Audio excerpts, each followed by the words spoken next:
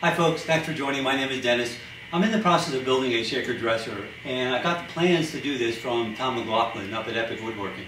And it's a very traditional piece with very traditional woodworking, very traditional joinery. There are 7 half-blind dovetails at each of the corners of the chest, sliding dovetails for each of the drawer dividers, through dovetails for the base, and half-blind and through dovetails for the drawers. Now, I've never built wooden drawers. These drawers have no plywood, no metal drawer slides, just hardwood. And I thought I'd take you through the process of how they came out. So here we go, stick with me. So I've already dimensioned the wood for the drawer, and I marked a couple of lines on it just to give me some orientation going forward. I marked, this is the front of the drawer. I marked a horizontal line here, and that's going to indicate that this is the front face, and this is the top. That's the orientation.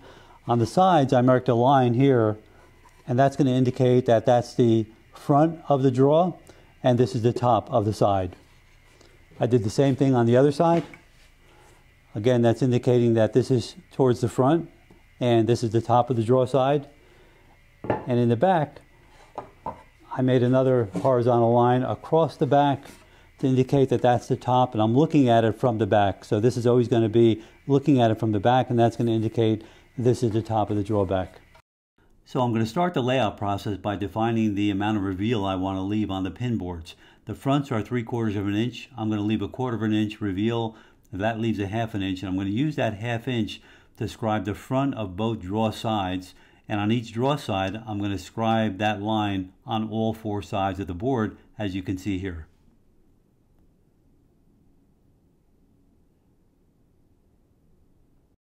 So once my knife lines are marked, I'm just going to go ahead and pencil in those knife lines for better visibility. And then I'm just going to lay out the half-blind tails at about a 1/4 of an inch. And then I'll extend those lines down to the baseline, the knife line that I defined earlier. And here I'm just using a 1/6 dovetail gauge.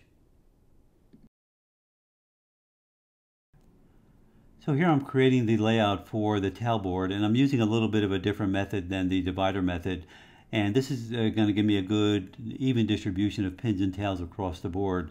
The marks I'm making now are going to be indicating where the center of the pins are going to be on the tailboard, and I'll extend those points to the knife line.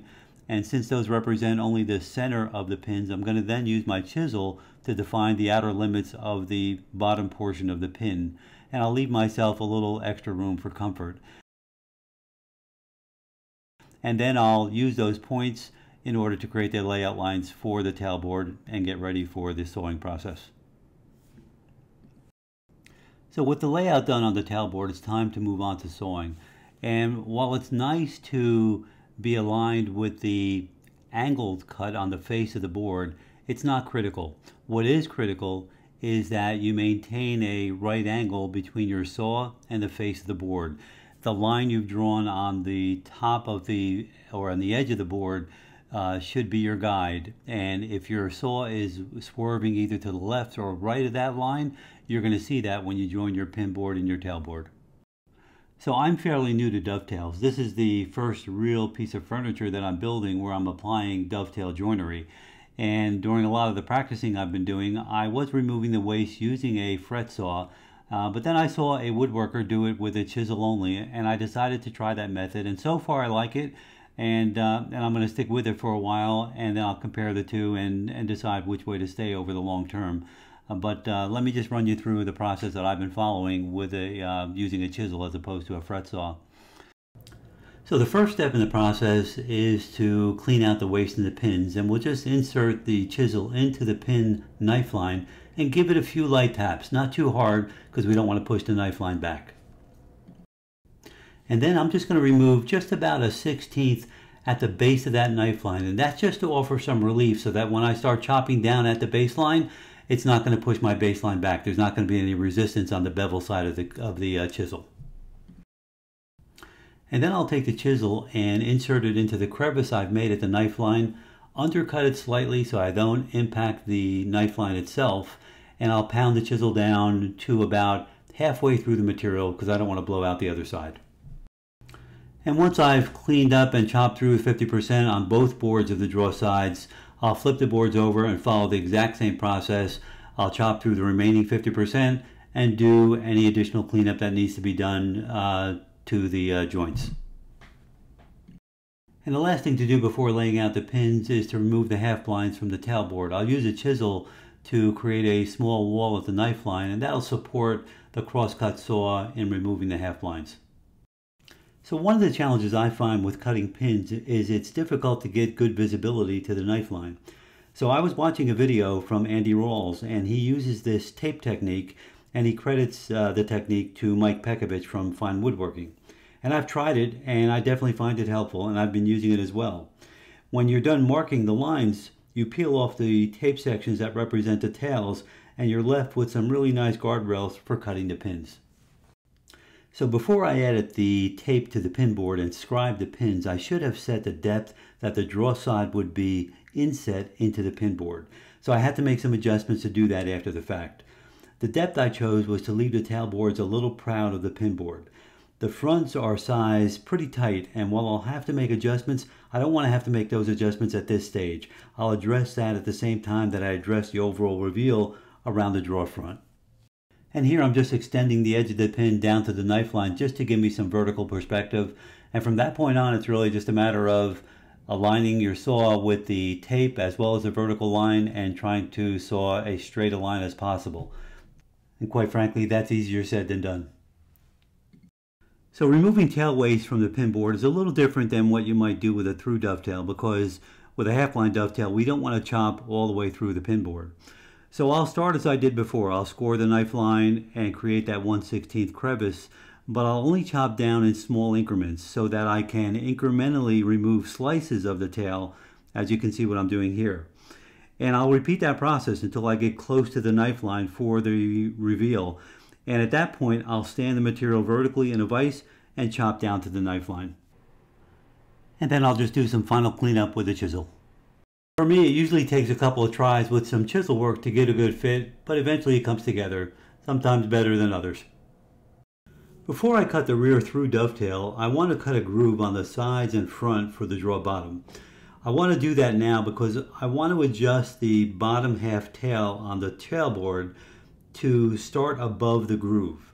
And rather than cranking up a router or a table saw along with a dust collector and ear protection and all the noise and dust that comes with those tools, I'm just going to use my Veritas plow plane. It makes quick work of the groove, there's no dust, and it's quiet.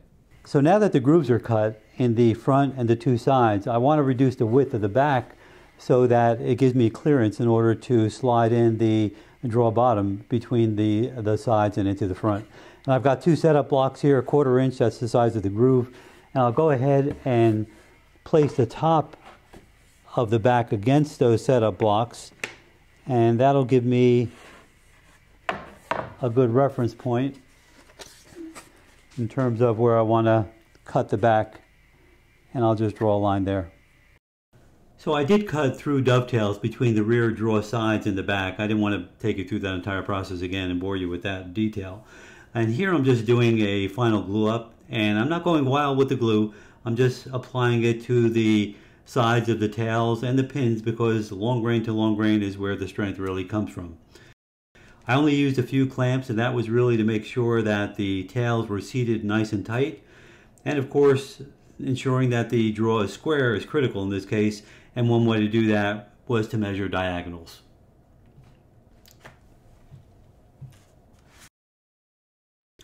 So it did take quite a bit of work to plane down the tails in order to align those tails with the pins, and to plane down the drawer sides so that they fit into the drawer frame while still being snug. So here's a quick look at the dovetails and how they turned out. They're not perfect, but I'm pretty pleased with the way it worked out overall. And I've got room for improvement. Now I've got drawer boxes, which is great, but they're not very good unless you have drawer bottoms, and that was my next task.